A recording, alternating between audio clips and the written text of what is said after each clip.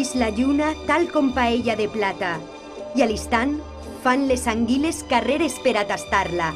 Al vaivé del ventijol, com si ho feren amb alçada, els joncs i el canyar saluden la lluna, que al llac es banya.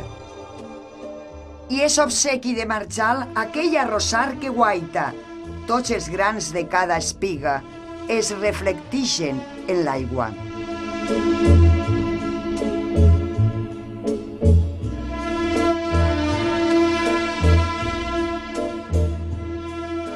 De sobte, hi ha granets d'or dins la paella de plata.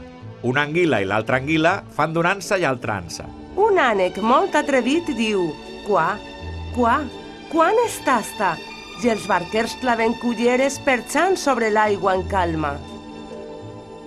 Bengolut de paisatges el sol obrí camí a l'alba i s'hi enfila convidat sense que ningú el cridara.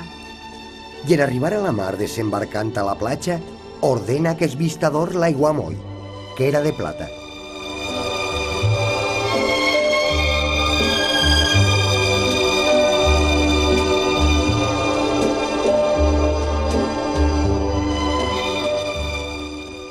Sorpresa, se ruboriza la lluna que allí es banyava i enrojolides les galtes s'acluca en la matinada.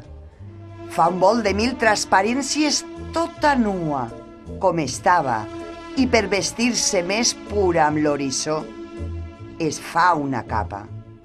Cap al vent, corre la lluna rodolant per la mar blava, dient: Tornaria a la nit per menjar paella en l'aigua.